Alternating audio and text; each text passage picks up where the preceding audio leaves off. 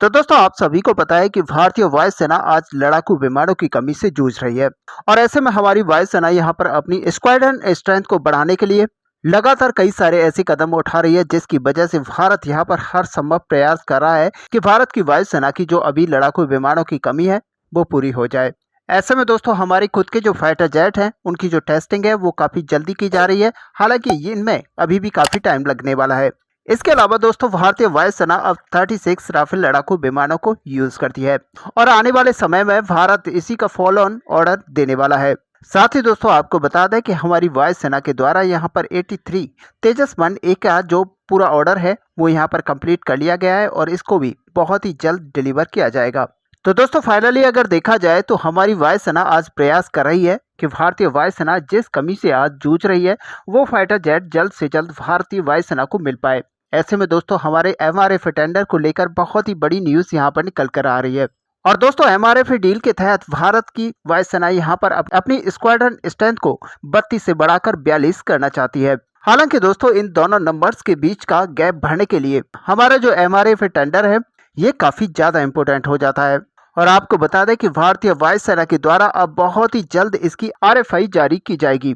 और ऐसे में दोस्तों यहाँ पर काफी ज्यादा चांसेस बताए जा रहे हैं कि राफेल लड़ाकू विमान को भारत की वायुसेना यहाँ पर चूज कर सकती है। लेकिन दोस्तों अब ग्रिपेन फाइटर जेट को लेकर भी एक बड़ी न्यूज यहाँ पर निकल कर आ रही है, जिसको हम आपको विस्तार से बताएंगे। आप वीडियो में एंड तक बने रहिए। साथ ही अगर हमारे चैनल को अभी तक सब्सक्राइब नहीं किया है तो चैनल को सब्सक्राइब कर लीजिए ताकि सबसे पहले हमारी वीडियो आप तक पहुँच पाए।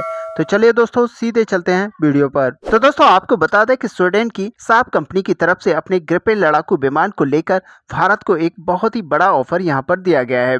और दोस्तों सबसे बड़ी बात यह है कि अगर भारत ग्रिपेन फाइटर जेट में अपना इंटरेस्ट दिखाता है और साथ ही भविष्य में किसी और देश को ये कंपनी इस फाइटर जेट को एक्सपोर्ट करती है तो यहाँ पर सीधा जो फायदा है वो भारत को पहुंचेगा। इसके अलावा दोस्तों आपको बता दें इसी तरह की डील है वो फ्रांस की तरफ से भी ऑफर की गई है।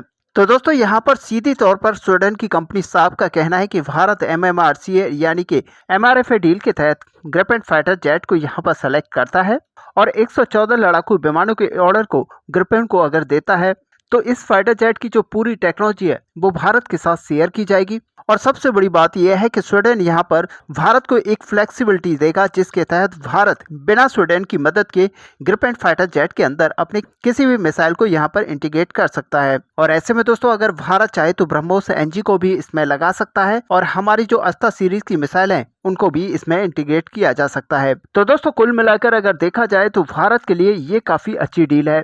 और ऐसे में दोस्तों ग्रिपेन के इस फाइटर जेट को आने वाले समय में अगर कोई भी कंट्री यहाँ पर एक्वायर करता है तो भारतीय मिसाइलों को यहाँ पर उसके साथ ऑफर कर सकता है। तो कुल मिलाकर अगर देखा जाए तो भारत के लिए ये काफी प्रॉफिटेबल डील रहेगी।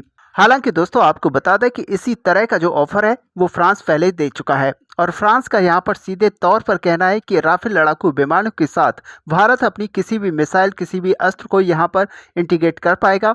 और ऐसे में भारत को फ्रांस से किसी भी तरह की कोई परमिशन लेने की जरूरत नहीं पड़ेगी। और आपको बता दें कि कुछ ही दिन पहले यहाँ पर फ्रांस की तरफ से बड़ा अपडेट दिया गया था कि भारतीय नौसेना के तहत जो राफेल M भारत को यहाँ पर खरीदना है उसके अंदर भारत किसी भी तरह के अस्त्र को यहाँ पर लगा सकता है और किसी भी मिसाइल को इंटीग्रेट कर सकता है। और दोस्तों ऐसे में आपको बता दें कि फ्रांस की तरफ से ये भी भारत को ऑफर कर दिया गया था कि भारत जो अभी 36 राफेल लड़ाकू विमानों को खरीदता है उनके अंदर भी भारत 2025 के बाद में अपनी मिसाइलों को यहाँ पर इंटीग्रेट कर पाएगा। और इसका सीधा मतलब है कि अगर MRF डील के तहत भारत 114 लड़ाकू विमानों को यहाँ पर खरीदता है तो अपने हिसाब से अपने मिसाइलों को इंटीग्रेशन कर सकता है। और कुल मिलाकर देखा जाए तो भारत को यहाँ पर विदेशी हथियारों के ऊपर ज़्यादा पैसा खर्च करने की जरूरत नहीं पड़ेगी। हालांकि फ्रांस की तरफ से ये ऑफर भी दिया गया था कि यहाँ पर अगर कोई अन्य कंट्री राफेल को खरीदकर भारत के हथियारों को यहाँ पर यूज़ करना चाहता है तो ये ऑफर उसको भी दिया जाएगा और ऐसे में भारत को यहाँ पर डायरेक्ट फायदा होना संभव है।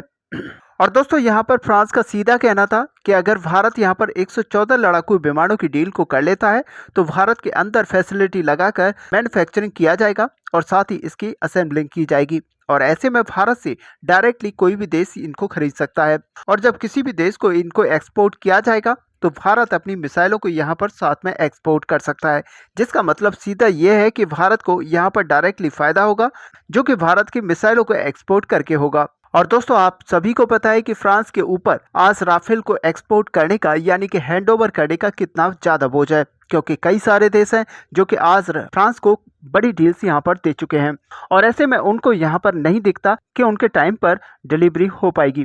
ऐसे में दोस्तों अगर सही मायने में देखा जाए तो फ्रांस भी चाहता है कि भारत के अंदर एक फैसिलिटी लगाई जाए जिसके अंदर मैन्युफैक्चरिंग की जाए और राफेल लड़ाकू विमानों को बड़ी संख्या में यहाँ पर बनाया जाए, जिससे कि एशियाई देशों में फ्रांस राफेल को टाइमली एक्सपोर्ट कर पाए। अब ऐसे में दोस्तों आपको बता दें कि अभी 2 दिन पहले न्यूज आई थी कि फ्रांस यहाँ पर अपने राफेल F5 पर काम करना स्टार्ट कर चुका है और दोस्तों यहाँ पर फ्रांस की तरफ से ये भी कहा गया था कि भारत अगर राफेल लड़ाकू विमानों को लेता है तो भारत को यहाँ पर 2070 तक इसका मेंटेनेंस और सपोर्ट दिया जाएगा।